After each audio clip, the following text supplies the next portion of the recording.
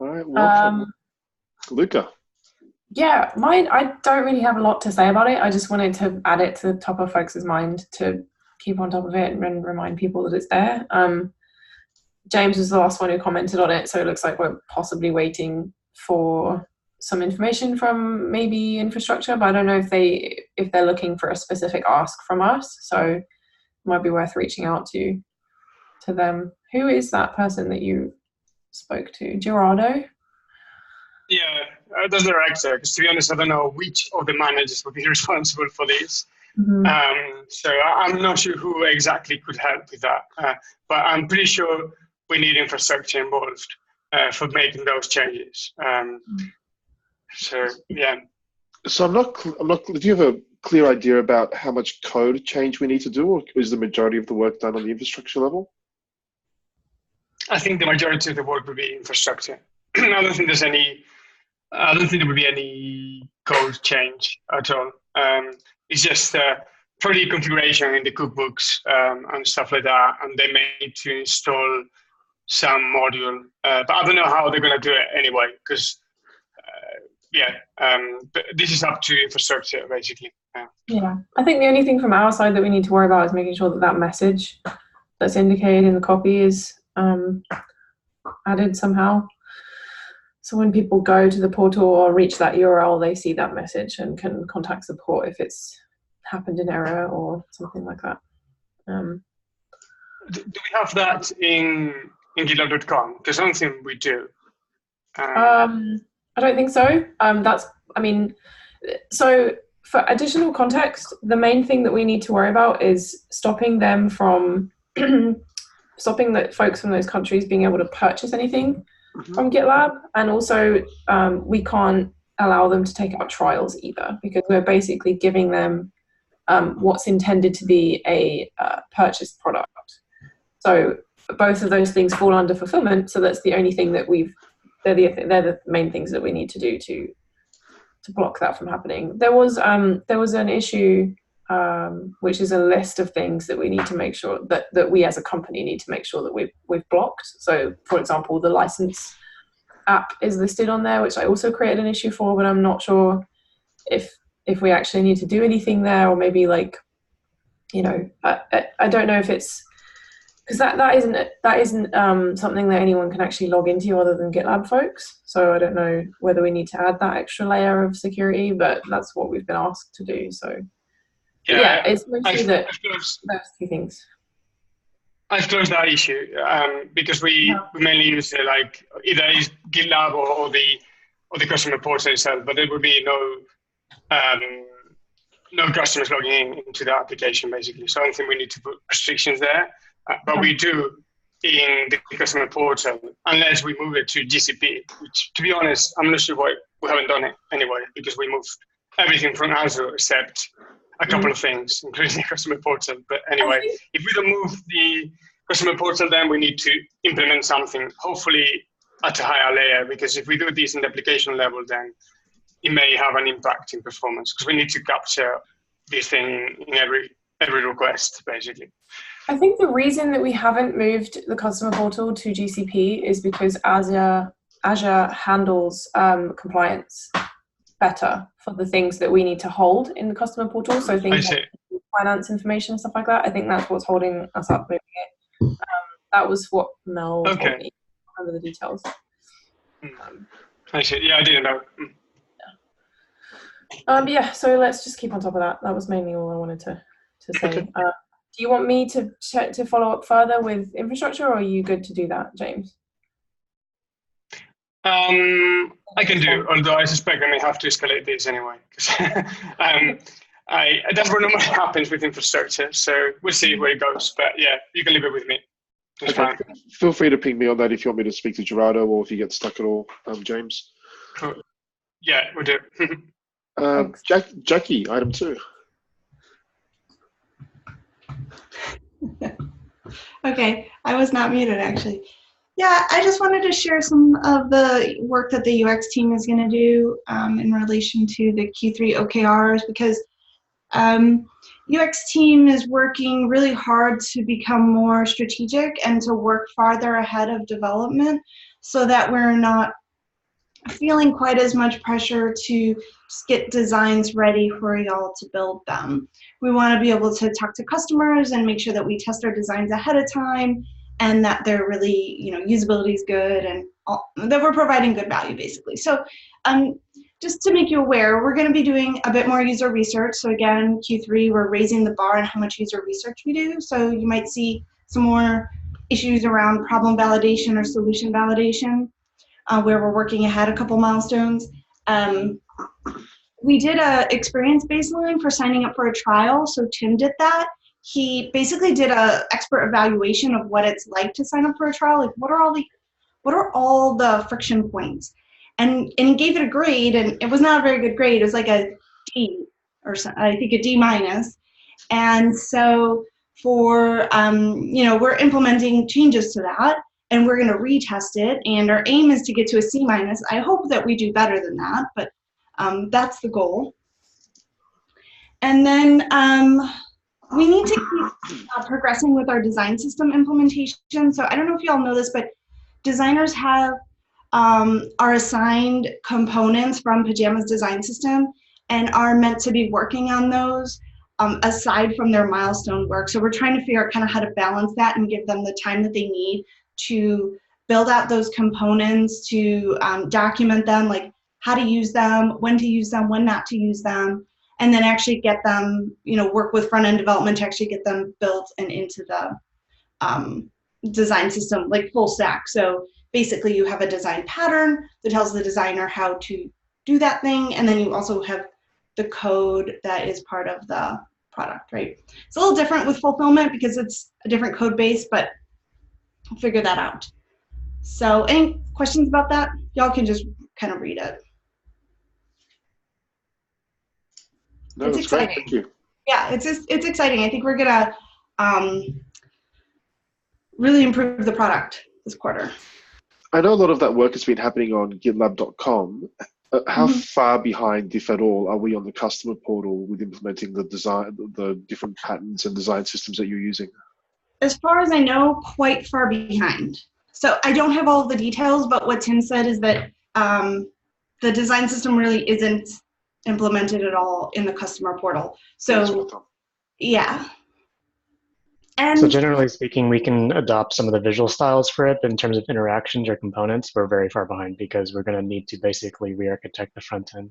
So that's going to kind of lend itself into the kind of the long-term technical direction we want to take the stack in general, because that'll also influence whether or not we can truly adopt the design system or not. And then also there's the conversation which I was having on Tim with some merge requests about whether or not, like, since this is supposed to be looking more like the marketing site or marketing design system or that style, if it makes sense at all to, or what's our approach if we combine both of them or something like that, or use some of each. But yeah. I think that it's worth having conversations with marketing too, and to just maybe talk about it a little bit and decide what the overall strategy should be. Should the customer portal look more like the marketing site? Should it feel more seamless with the product? I don't know. I think that's certainly worth a larger discussion amongst this group and others, because that also ties into technical strategy. I put a note in there that was spoken about whether we integrate the customer portal into GitLab.com. I believe there's really good compliance reasons that I now know about to not do that. But these are all sort of wider conversations we need to have. And that's some really good points, Jackie, about what should it actually look like. Mm-hmm. Yeah, I mean, we know because it's obvious that customers want like a seamless experience and that there's a lot of friction because they're two different code bases. But other than that, we don't really know what the desired experience is for our customers. So. Okay. And then number 3, I think people mostly follow this, but now that we have 3 people, me, Emily, Tim, I just wanted to make sure that the product designers are moving issues through the workflow of UX. That way we kind of have accountability and traceability, and we can see and ask each other like, hey Tim, why'd you move this to UX Ready? Or why did you take this out of UX Ready? Or so on.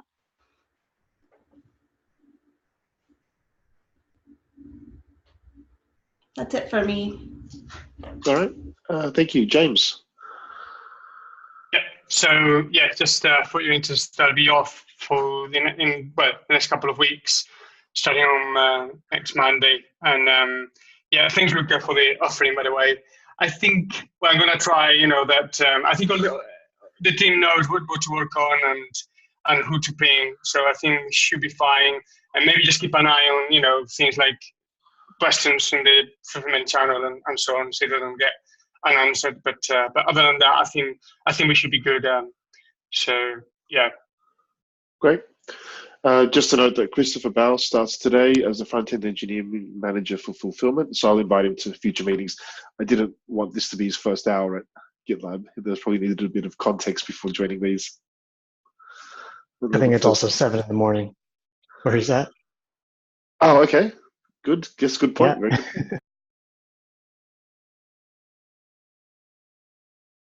Yeah. Jackie, you've got a new hire as well.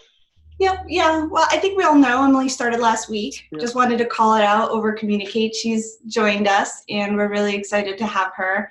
She's starting. She's working on her onboarding, and after her onboarding, she's going to work on an experience baseline, which I think is a really excellent way for a designer to get to know the workflows of the thing they're going to be working on.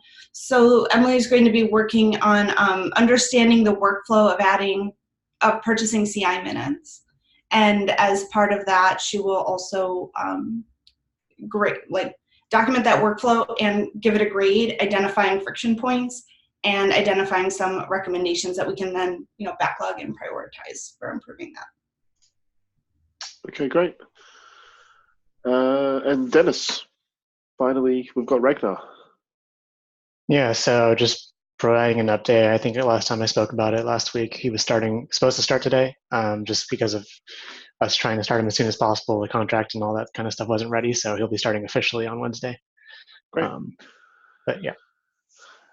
Then what I spoke about earlier around the longer-term customer portal plans, I think I will open up an issue just so we can have some discussion and strategy around it. Actually, Luke, I think you may have already done that. You had an issue I recall seeing around some longer-term plans for customer portal. Was that right? Yeah. So I have some ideas around where we want to go with it in terms of what the needs are of the company and our different customer types. I mean, the goal is to align the way that each customer, when I say customer type, I mean self-managed versus GitLab.com. But ultimately, they are different kinds of customers and their experience is going to be different. The design system doesn't have to be, but I think that we have a whole problem to solve with regards to how internally we administrate our customers' accounts and all that kind of stuff. So I have some ideas around that, which may end up being its own entity.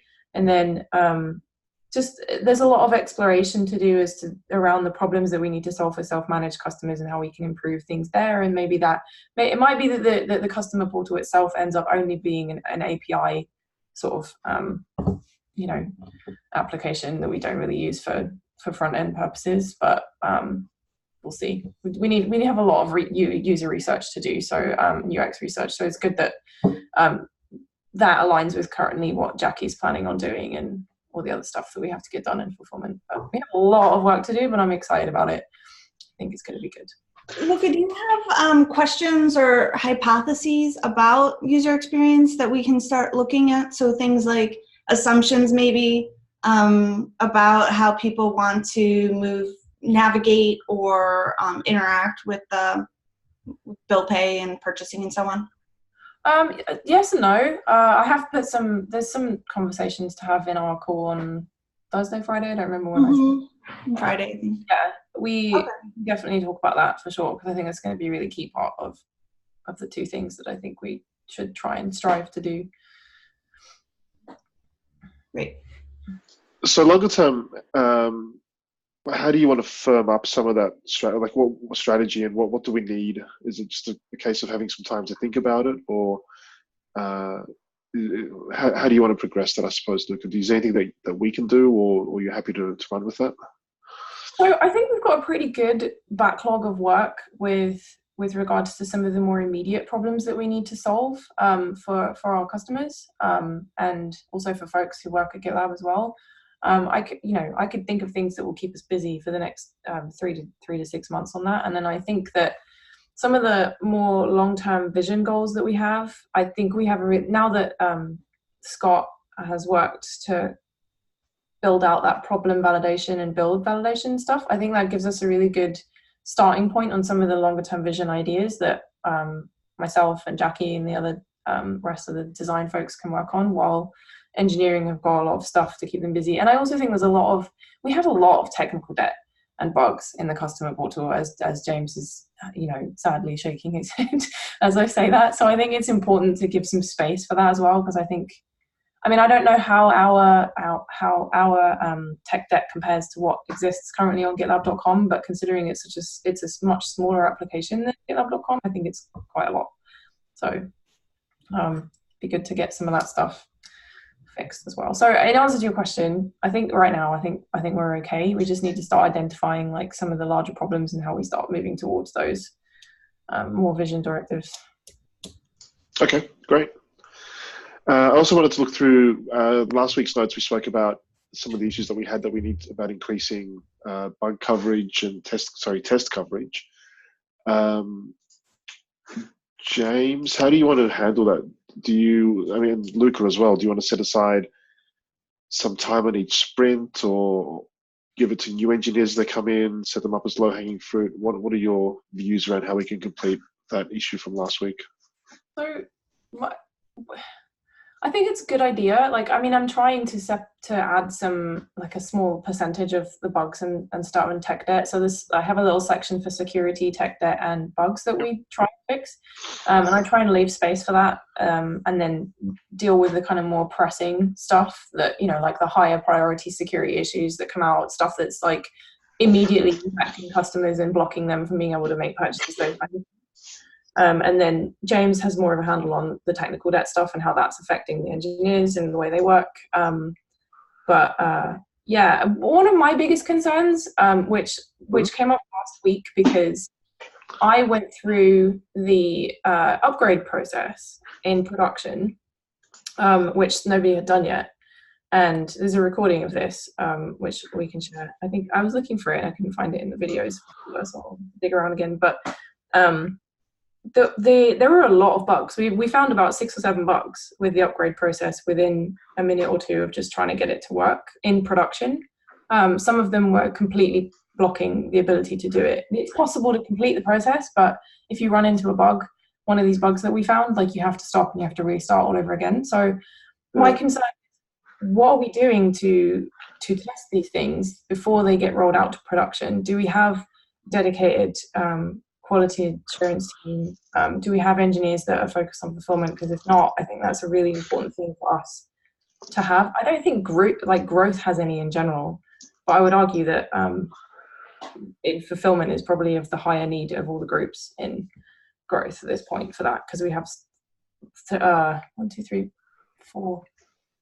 applications that we need to work on separately, if you include version at the moment, as long as we have to land under my wing.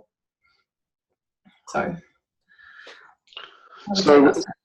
we're getting support from the quality team. I spoke with Mech too, who's assisting us by optimizing his hiring plan in a way that helps us, cool. Which will give us additional staffing for quality.